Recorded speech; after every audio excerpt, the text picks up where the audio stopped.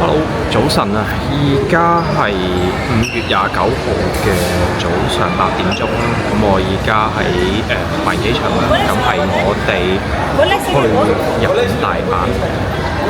咁開頭以為都會俾人取消航班嘅，咁但係就都發現都幾順利嘅。咁我哋下個鏡頭喺大阪見。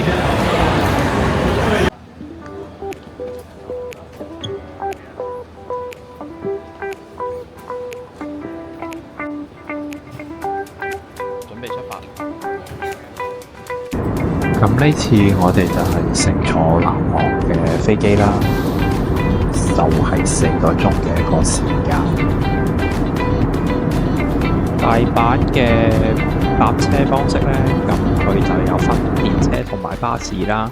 咁佢呢度呢，就係可以用 Apple Pay 去俾錢入閘嘅，咁就唔需要再去買多一張嘅車卡啦。咁所以其實就好方便嘅。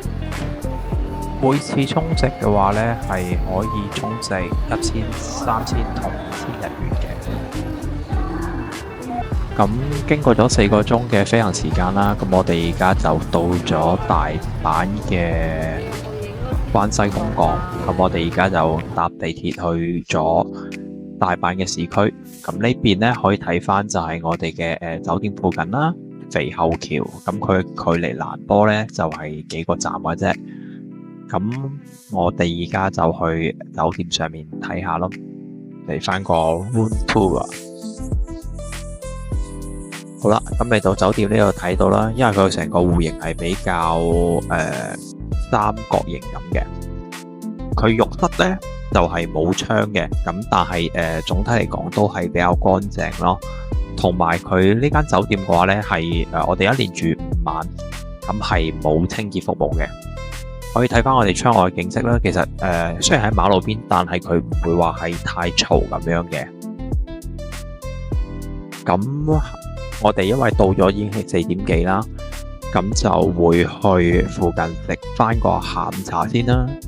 係啦，咁再睇翻我哋呢度呢，5晚就一共係1743蚊。咁就我哋喺網上就睇到有人食三文治加雞扒啦，咁呢個食法就係非常之好食嘅。咁就而家帶大家睇一睇先。咁可以睇到喺71入面呢，咁佢所賣嘅一啲品類啦，咁同我哋平時喺國內買嘅一啲品類係好唔同啦。咁當然就價錢嚟講都會稍微貴翻少少嘅。純雞蛋呢個，然之後呢，就加塊雞扒。可唔可以？就係呢個，試唔試下？一人一半咯，試下。好啊。好啊，來買咯，食早餐。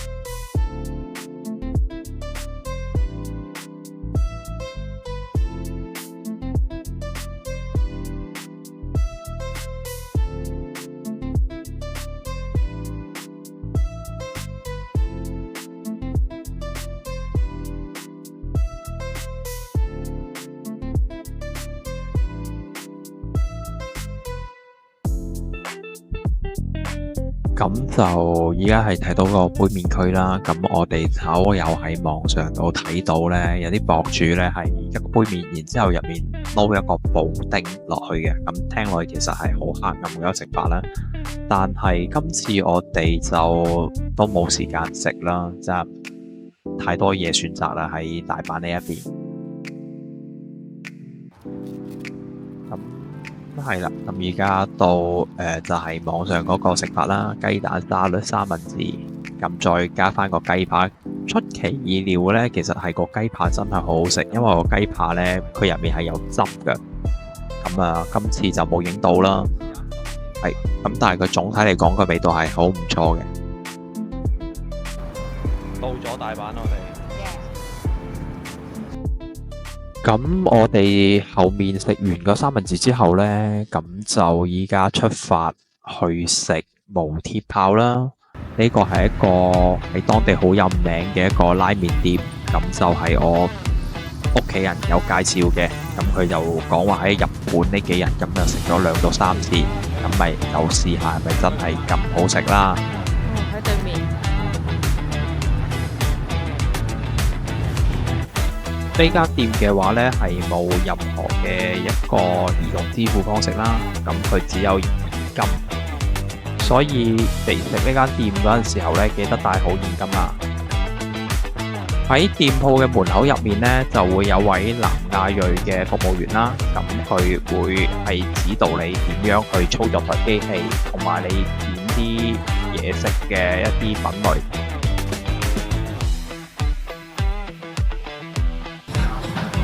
我係覺得呢個老流好濃喎，呢個好熱。食下餃子先。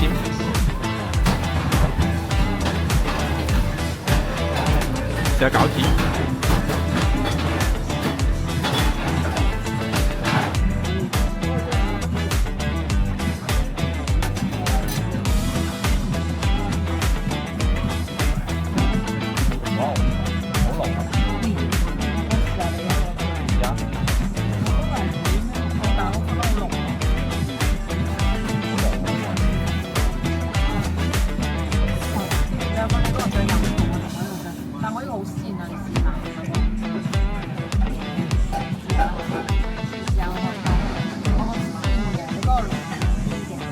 咁就講翻呢一個麵啦，我食呢個呢係一個魚加豬肉嘅一個湯底啦。咁我自己就覺得佢太鹹啦，甚至係有啲唔係好食得落啦。到咗最後嘅話，咁我覺得呢間店嘅話會比較適合啲中意重口味嘅人去嘗試啦。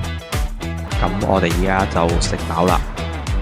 就行路去通天閣，咁路程大概就5分鐘到。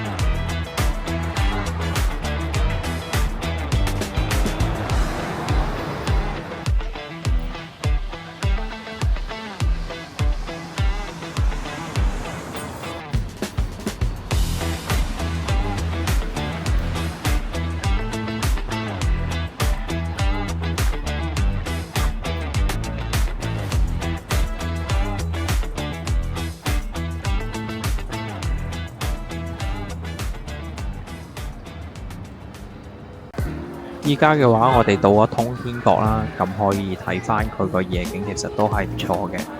咁呢，我就影翻一張相先啦。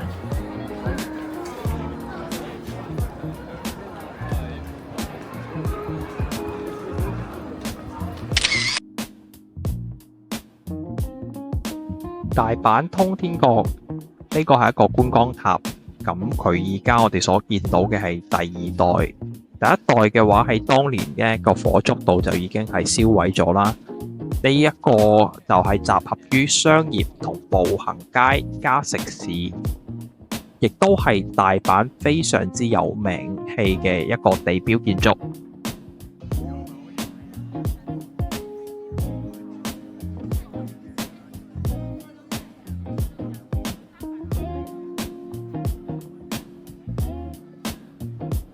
喺通天閣呢，其實就唔算好大嘅，咁佢可以行嘅地方呢，主要就係呢一條直路，咁佢左右嘅兩側呢，其實冇咩太多地方行，主要集中嘅都係一啲食肆、餐廳同埋一啲可能夾公仔機嘅一啲娛樂項目啦。行到一個章魚仙子攤啦，聞起身都幾香，但係就食飽咗啦。唯有下次先食啦。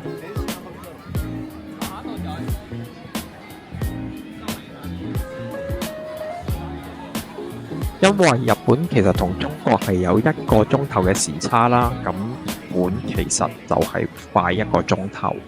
咁我哋落機之後呢，就冇調到手機，咁自然就認為我哋手機嘅時間係會慢1個鐘嘅。咁其實唔係，實際上佢已經變咗，佢會自動調校嘅。而家係晚上嘅8點幾啦，咁我哋其實都行到尾聲啦，就去附近嘅心齋橋啦，搭地鐵2個站左右。而家到咗心齋橋啦，咁先發覺原來佢哋9點鐘啲商鋪已經關到七七八八啦，所以我哋都係行咗5分鐘就返去啦。聽日嘅話，我哋就會去宇治同埋奈良啦。咁呢條片就到呢度啦，聽日見。